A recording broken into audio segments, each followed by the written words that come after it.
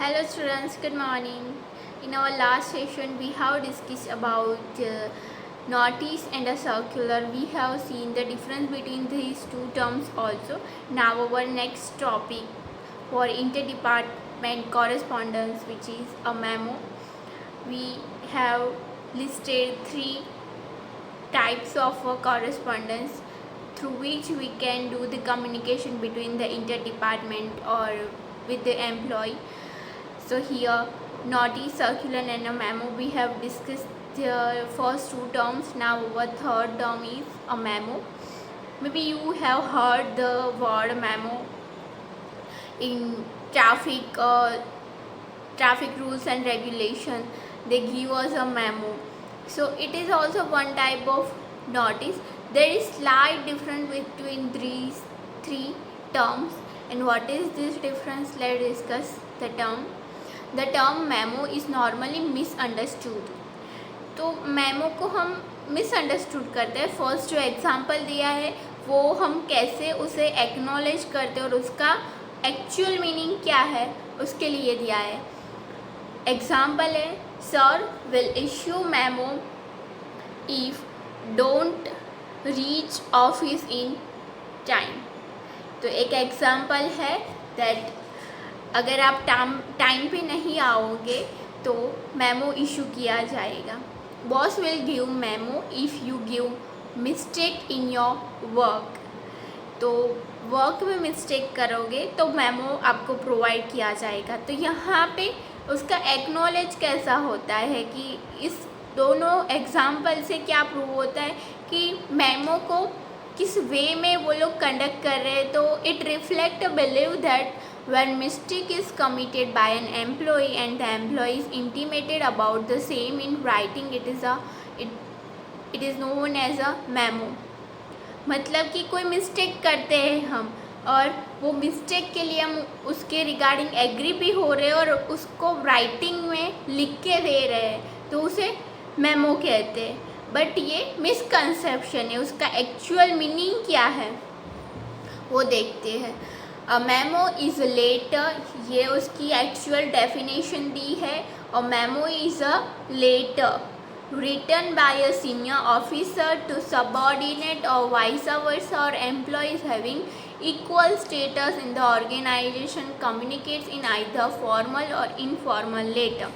तो डिपार्टमेंट में higher authority lower authority को मेमो प्रोवाइड करती है. और मेमो किस वे में होता है? लेटर के फॉर्मेट में होता है और वो रिटर्न फॉर्मेट में होता है. इट मे बी फॉर्मल और इट मे बी इनफॉर्मल.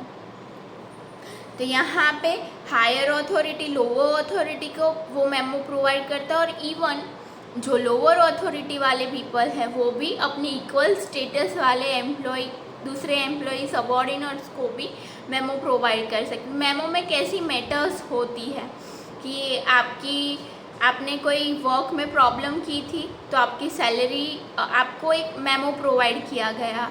जैसे हम ट्रैफिक में देखते हैं कि हमने कोई रूल्स का कॉन्ट्रावेंशन किया है, कोई रूल्स फॉलो नहीं किया है तो हमें उतने रुपीज़ का वो लोग मेमो देते. तो सेम बिजनेसेस में भी ऐसा होता है, कोई वर्क में प्रॉब्लम हुई है तो मेमो प्रोवाइड करते हैं. और ऐसा नहीं होता है कि ओनली हायर अथॉरिटी वाले लोअर अथॉरिटी को मेमो प्रोवाइड करते हैं. इवन लोअर अथॉरिटी वाले भी हायर अथॉरिटी को मेमो प्रोवाइड कर सकते हैं. बट वहाँ पे मैटर वो नहीं होती कि आपने वर्क नहीं किया है, वहाँ पे वो कोई रिजोल्यूशन और कोई प्रॉब्लम का सॉल्यूशन दे रहे हैं. तो वहाँ पे लोअर अथॉरिटी का पीपल भी अपने बॉस को मेमो मेमो दे सकता है. तो ये हुआ memo. Now our next topics in memo is characteristics of a memo. तो मेमो की कैरेक्टरिस्टिक क्या है, हम कैसे डिफाइन कर सकते हैं कि ये मेमो है. तो उसके characteristic one by one discuss करते हैं. First is memo is a return formally और इनफॉर्मली. ये फॉर्मली भी हो सकता है, मतलब एक प्रिस्क्राइब फॉर्मेट में भी हो सकता है और इनफॉर्मली भी हो सकता है. Memo is issue by a senior officer to subordinate employ. तो सीनियर अथॉरिटी से वो lower authority hierarchy wise provide किया जाता है. Sometimes employ also give memo to the higher officer regarding the solution of that problem and writes. तो हमने second point में ये डिस्कस किया कि वो हायर अथॉरिटी से लोअर अथॉरिटी को दिया जाता है, बट समटाइम्स लोअर अथॉरिटी के पीपल जो हायरार्की में सबसे नीचे आते हैं तो वो भी अपने बॉस को, अपने हायर ऑफिसर को मेमो दे सकते हैं. और उसमें मैटर डिफरेंट होती है. हमने पहले जो मैटर डिस्कस की थी, अब वहाँ पे कोई मिस्टेक हुई थी, कोई प्रॉब्लम हुई थी इसके रिगार्डिंग, तो यहाँ पे क्या होगा कि लोअर लेवल का एम्प्लॉय अपने हायर ऑफिसर को मेमो दे रहा है. तो यहाँ पे कोई प्रॉब्लम का सॉल्यूशन और कोई आइडिया सजेस्ट कर रहा है, कोई राइट्स के रिगार्डिंग डिस्कस कर रहा है. Memo is also circulated between employ having equal status. तो इक्वल स्टेट हायरार्की में सेम पोजीशन में आने वाले पीपल को भी, आने वाले पीपल एक दूसरे के अंदर इन बिटवीन भी मेमो दे सकते हैं. The sole objective of a memo is to remind specific issue to whom it is address to. तो आप कोई रिमाइंडर देना चाहते हो तो उसके लिए मेमो प्रोवाइड किया जाता है. तो उसका मेन ऑब्जेक्टिव है to remind specific issue. Memo is written in simple lucid style. Simple होता है, इनफॉर्मली भी वो दिया जाता है. The details of memo are written in brief and to the point. वो ब्रीफ में होता है, टू द पॉइंट होता है. तो ये हमने डिस्कस किए मेमो के characteristics. Then it is necessary to mention in a memo the name of the employee, the designation and the department at the same time. तो जिस भी एम्प्लॉय को हम ये मेमो दे रहे, सेंड कर रहे, तो उस एम्प्लॉय का नेम होना चाहिए, नेम के बाद उसकी पोजीशन और वो जिस भी डिपार्टमेंट में होगा वो सारी डिटेल्स यहाँ पे मेंशन करनी होगी. और इवन जो मेमो लिख रहा है, जो मेमो सेंड करना चाहता है, तो उसका नेम और उसकी सिग्नेचर भी वहाँ पे मेंशन होंगी. It is important to mention the name of a person issuing the memo. Issuing the memo मतलब जो मेमो लिख रहा है, जो मेमो सेंड करना चाहता है. मेमो विद द सिग्नेचर भी वहाँ मेंशन करनी होंगी. Normally the memorandum is written in a predefined format. Memorandum वो मेमो उसका शॉर्ट फॉर्म है, उसका फुल फॉर्म है मेमोरेंडम. तो उसका एक पूरा फॉर्मेट होता है. यहाँ पे हम ओनली थियरी डिस्कस कर रहे हैं, देन लेटर में वो देखेंगे कि उसका फॉर्मेट क्या है, वो कैसे राइट डाउन होता है. तो यहाँ पे हमने नोटिस डिस्कस किया, सर्कुलर डिस्कस किया एंड देन मेमो डिस्कस किया. Now our next point is employ related correspondence. तो हमारा चैप्टर का नेम ही वही है, inter department correspondence and employ related correspondence. तो इंटर डिपार्टमेंट कॉरेस्पॉन्डेंस हम 3 वे में कर सकते हैं. 3 वे में वो 3 वेज कौन से है? तो नोटिस के थ्रू, सर्कुलर के थ्रू, मेमो के through. Now our next topic is employ related correspondence. तो एम्प्लॉय के साथ कम्युनिकेशन जो वे में होती है, और एम्प्लॉय के साथ कब कब कम्युनिकेशन होती है, तो आप वो थिंक करो तो आपको समझ में आएगी कि एम्प्लॉय के साथ फर्स्ट से स्टार्ट ऑन करते. तो एम्प्लॉय को जब हम रिक्रूट करते तो उसके रिगार्डिंग प्रोसीजर होगी, तो उसमें भी लेटर इंक्लूडेड होते. जब हम उनको एग्ज़ामिनेशन के लिए कॉल करते, बहुत बड़े बड़े बिजनेसेस में रिक्रूटमेंट ऐसे नहीं होती है, आपको इंटरव्यू फेस ऑन करना होता है. इंटरव्यू के पहले रिटन एग्ज़ामिनेशन होती है. तो वो रिटन जब एम्प्लॉय कंपनी में एप्लीकेशन देता है,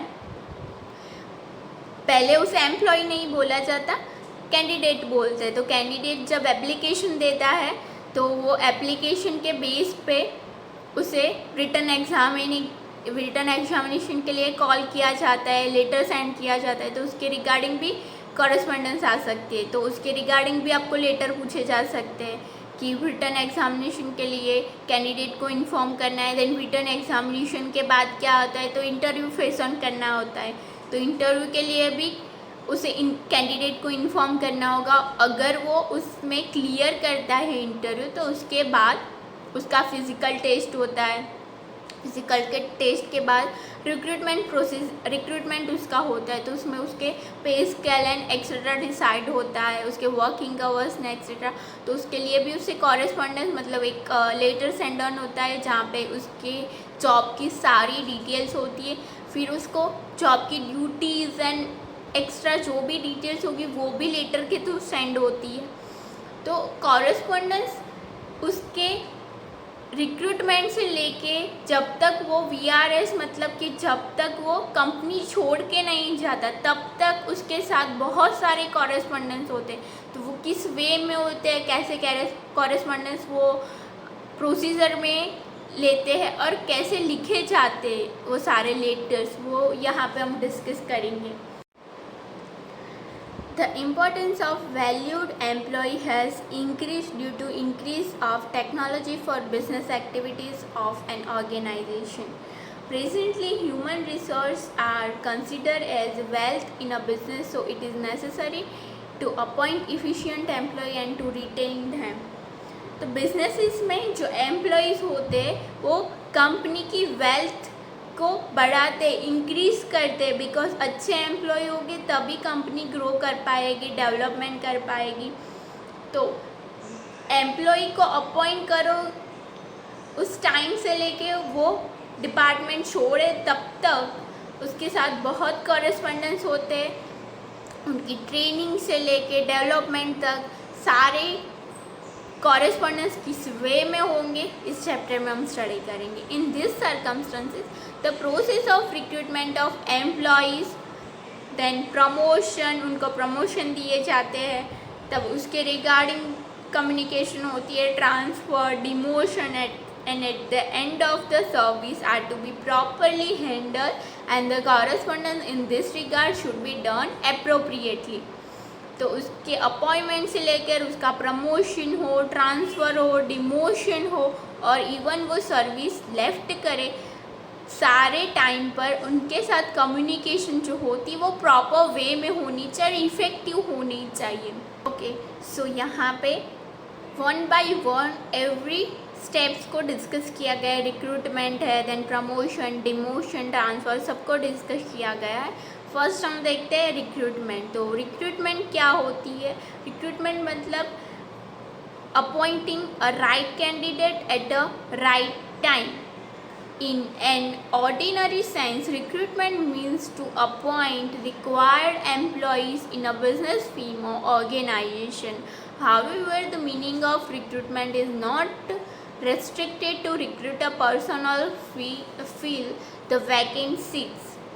रिक्रूटमेंट मतलब क्या होगा कि बिजनेस में जो भी खाली जगह है, वैकेंट सीट्स है, उसको फिलअप करना। बट रिक्रूटमेंट का मीनिंग वहाँ तक लिमिटेड नहीं है, उसका बहुत वाइड स्कोप है। In a broader sense, recruitment means to appoint an employ at a proper time with proper qualification and in required number. तो रिक्रूटमेंट मतलब कि प्रॉपर टाइम पे प्रॉपर पर्सन को अपॉइंट करना है, ओनली खाली सीट्स नहीं भरना है। वो पर्सन जो हम अपॉइंट कर रहे हैं उसकी क्वालिफिकेशन भी उस अकॉर्डेंस होनी चाहिए। तो प्रॉपर टाइम पे प्रॉपर पर्सन को विद क्वालिफिकेशन अपॉइंट करना है। The main object of a recruitment process is to obtain a qualified person from the experts from the concerned field. So recruitment process का main purpose क्या है? Obtain a qualified person from the expert from the concern field. In any organisation और department when there is a vacancy because of the introduction of new department on the demise of an existing employer, when a vacant post is created due to the promotion of an employee, new appointment are required.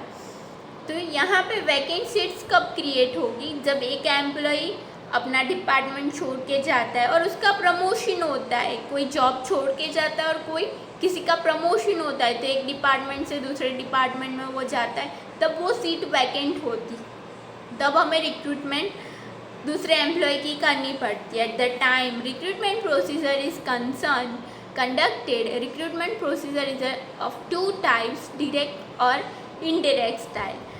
यहाँ पे 2 styles of recruitment syllabus में mention की गई है, one by one discuss करते हैं that what is direct recruitment and what is indirect recruitment.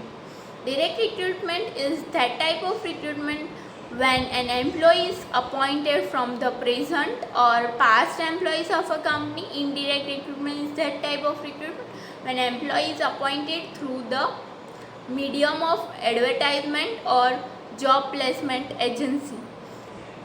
तो direct recruitment में क्या होगा कि हमारे पास रिकॉर्ड होता है कि हमने पहले कंपनी में जो काम करके गए पास्ट एम्प्लॉइज़ हैं वो जॉब छोड़ के गए हैं और उनकी प्रमोशन हो गई और ऐसी कोई सिचुएशन आ गई कि वो उनकी सीट्स वैकेंट हुई है, बट हमारे पास डेटा है कि वो कंपनी में पहले काम करते थे, किसी का प्रमोशन हुआ है, कोई किसी और सिटी में पोस्ट शिफ्ट हुआ है, तो वहाँ पे हमारे पास डेटा तो है. तो कंपनी जब वैकेंट सीट्स क्रिएट होगी तो पहले क्या करेगी, डायरेक्ट रिक्रूटमेंट ही करेगी, बिकॉज जो पहले से एम्प्लॉय जिसने काम करके गए उन्हें ज़्यादा नॉलेज होगी कंपनी के रिगार्डिंग.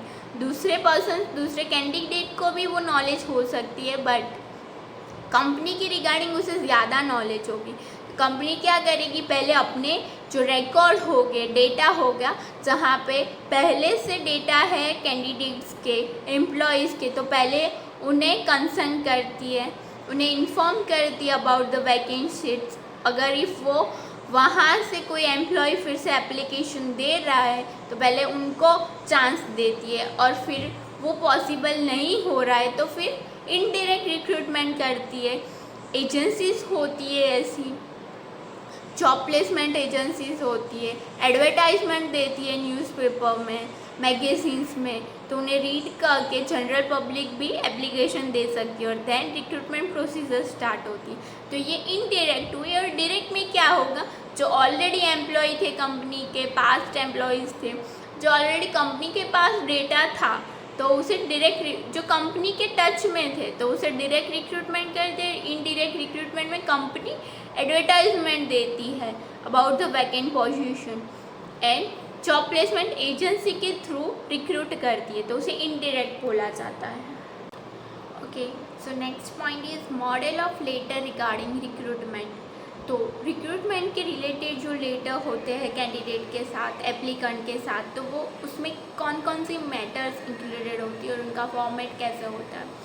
तो उसमें कौन कौन सी मैटर इंक्लूडेड होंगे हम पहले से थिंक करें. तो जब हम कैंडिडेट को कॉल करते हैं तो रिटन एग्जामिनेशन फॉर होती है, देन उनको इन्विटेशन दिया जाता है, देन इंटरव्यू होता है, देन फिज़िकल सिलेक्शन होता है, फिज़िकल इंटरव्यू होता है, देन फाइनल सिलेक्शन होता है, देन मेडिकल टेस्ट एक्सेट्रा. तो इस वे में उनके साथ बहुत सारे कॉरेस्पॉन्डेंस होते हैं. तो वो कॉरेस्पॉन्डेंस किस वे में होंगे, वो लेटर किस फॉर्मेट में होंगे, तो वो सारे यहाँ स्टडी किए जाएंगे. हम लेटर सारे बाद में स्टडी करेंगे, यहाँ सिर्फ हम थियरी डिस्कस कर रहे हैं. तो ये मैटर्स इंक्लूडेड होती है. Letters related to recruitment include advertisement. तो फर्स्ट तो पहले कंपनी एडवर्टाइज देती है वैकेंट सीट के अकॉर्डिंग, उसकी पोजीशन मेंशन करती है, देन क्वालिफिकेशन जो रिक्वायर्ड होगी वो भी एडवर्टाइज में मेंशन होती है. तो आपको लेटर एडवर्टाइजमेंट के रिगार्डिंग भी आस्क कर सकते हैं. तो एडवर्टाइज में कैसे मेंशन होगा वो बाद में हम लेटर देखेंगे. Letter inviting application, then letter informing written test, written examination के लिए कॉरेस्पॉन्डेंस करना होता है, then letter of invitation for individual interview, letters return to intimate preliminary selection, then final selection and then medical test. तो recruitment के time ये सारी जो प्रोसीजर होती है उसके लिए ये जो कॉरेस्पॉन्डेंस होते हैं उसके रिगार्डिंग लेटर्स हम बाद में डिस्कस करेंगे. Then meaning of a recruitment. So after giving an advertisement for the recruitment, qualified candidates are selected. The procedure of selection varies in different organizations, firms or units. तो advertisement देने के बाद newspaper में, magazine में candidate application देता है. Application के बाद जो भी कैंडिडेट सिलेक्ट होता है तो वो सिलेक्शन की प्रोसीजर डिफरेंट ऑर्गेनाइजेशन के अकॉर्डिंग वो डिफरेंट होती है. The basis of selection depends on the size of the organization, its scope and type of employee, etc. तो वो सिलेक्शन किस बेस पे होगा, तो वो कंपनी पे डिपेंड करता है. कंपनी की साइज़ क्या है, लार्ज कंपनी है, पब्लिक लिमिटेड है, प्राइवेट लिमिटेड है, वो कंपनी पे डिपेंड करता है, ऑर्गेनाइजेशन पे डिपेंड करता है. उसके स्कोप, उसके इम्पोर्टेंस एंड एम्प्लॉय के टाइप क्या है, पोजीशन क्या है एम्प्लॉय, तो उस अकॉर्डेंस उसका सिलेक्शन होगा. After selecting the employee, he or she is appointed for the post for which he or she is selected. तो आप सिलेक्शन, ये जो सारी प्रोसीजर थी, रिटन एग्जामिनेशन, इंटरव्यू, तो उसके बाद सिलेक्शन होता है और सिलेक्शन के बाद उसकी अपॉइंटमेंट होती. Candidate selected are given appointment letters, तो उस टाइम भी लेटर राइट डाउन होता है. तो आपको इवन अपॉइंटमेंट लेटर भी पूछ सकते हैं. Details cover in letter of appointment, तो ये जो लेटर ऑफ अपॉइंटमेंट है तो उसमें कौन कौन से डिटेल्स आ सकती है. तो यहाँ पे कुछ जनरल थिंग्स है, बट अदरवाइज वो कंपनी के वाइज डिफरेंट होती है. बट ये कुछ कॉमन थिंग्स होती है जो लेटर ऑफ अपॉइंटमेंट में मेंशन होती है. Generally the following details are included in appointment letter. First letter begins with the words of congratulation, because आपका सिलेक्शन हुआ है तो फर्स्ट वर्ड क्या होगा, कॉन्ग्रेचुलेसन, ग्रीट करना होता है कैंडिडेट को. Then the designation for which appointment is made in is mention, तो जिस डेजिग्नेशन के लिए आपने इंटरव्यू दिया होगा तो वो डेजिग्नेशन भी मैंशन होगी. Then it is clarify whether the appointment is on probation, permanent और अ पार्ट टाइम. तो जो सिलेक्शन हुआ है, जो कैंडिडेट अपॉइंट कर रहे हैं, तो वो पार्ट टाइम है, प्रोबेशन पीरियड के लिए है और परमानेंट है, तो वो भी वहाँ पे मेंशन होता है. The period of probation is mention if the appointment is on probation, तो प्रोबेशन पे अपॉइंट किया जाता है तो वो कितने पीरियड के लिए अपॉइंट किया गया है वो भी यहाँ पे मेंशन होता है. तो ये हुआ letter of appointment. The appointment letter carries information regarding salary, allowance, increment to be given to employees provided. तो एम्प्लॉय को अपॉइंट कर रहे किस सैलरी पे और उस सैलरी के बाद कितने टाइम के बाद इंक्रीमेंट होगा, वो पे स्केल भी यहाँ पे मेंशन होता है. और सैलरी के साथ साथ और कितने अलाउंस मिल रहे हैं, हाउस अलाउंस होता है, फूड के लिए भी वो कंपनी प्रोवाइड कर सकती है. बड़ी कंपनी है तो वो फूड के लिए भी, हाउस के लिए, कार के लिए सारे अलाउंस होते हैं, पीएफ होता है, तो वो एक्स्ट्रा यहाँ पे मेंशन होगा इफ़ ऐसी कोई कंपनी सर्विस प्रोवाइड कर रही है. तो candidate is inform to send an acknowledgement letter और is inform of how many days has to report on duty. तो कैंडिडेट को ये जब लेटर मिल जाए तो वो भी, उन्हें भी सामने रिप्लाई देना होता है कि वो कितने दिन में ड्यूटी पे ज्वाइन इन करेंगे. The appointment letter ends with a good wishes. तो लास्ट लाइन गुड विशेस की होती है, फर्स्ट लाइन कॉन्ग्रेचुलेशन की. यहाँ पे ये हमारा हुआ appointment letter. Then promotion, transfer, demotion. Promotion क्या होती है कि आप जिस भी पोजीशन पे हो तो आप जो भी वर्क कर रहे हो उससे आपको इंकरेज करते हैं प्रमोशन देकर, आपके वर्क से सेटिस्फाई होकर आपको हायर पोजीशन पे अपॉइंट किया जाता है, तो वो प्रमोशन हुआ. The basic need of any organization is to retain the human resource properly. तो बेसिक नीड ऑर्गेनाइजेशन की क्या होगी, तो जो एम्प्लॉयज़ होते हैं, जो ह्यूमन रिसोर्स है उनका, उसका डेवलपमेंट हो, वो प्रॉपरली मेंटेन हो, वो उसकी बेसिक नीड होती है. स्ट्रक्चर ऑफ एनी फीम और organization is arrange in such a way that provides encouragement to employees for progress. तो प्रमोशन देके क्या होता है कि जो एम्प्लॉय होगा उसे एंकरेजमेंट मिलेगा, जो वो वर्क कर रहा है उससे अच्छा वर्क करने का ट्राई करेगा। तो प्रमोशन देके आप अपने एम्प्लॉय को एंकरेज कर सकते हो, उससे अच्छा वर्क भी ले सकते हो। One of the stage of this structure means promotion for employee. Promotion is said to be raise in designation. Promotion की सिंपल डेफिनेशन देखे जाए तो promotion is said to be raise in designation, आपकी designation में increment होना, increase होना। In normal sense, promotion means to raise an employee from the present designation to higher post. Due to promotion, an employee gain economic benefit and the status as well. तो promotion का main क्या है कि उसे higher position पे appoint करना। तो उससे क्या होगा कि एम्प्लॉय की फाइनेंशियल पोजीशन भी अच्छी होगी और उसका स्टेटस भी इंक्रीज होगा, स्टेटस में भी इंक्रीमेंट होगा।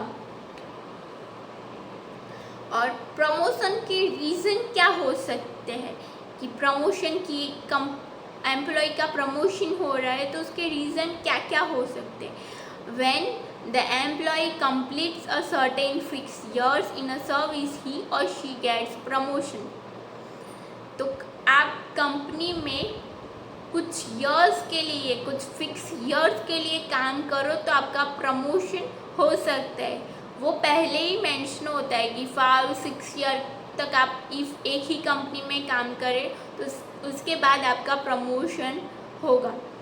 When the employee acquires additional academic or technical qualification, he or she will be promoted. तो आप अपने क्वालिफिकेशन में इंक्रीज कर रहे, कोई एक्स्ट्रा टेक्निकल नॉलेज गेन कर रहे, तो उसके बाद आपकी प्रमोशन पॉसिबल हो सकती है।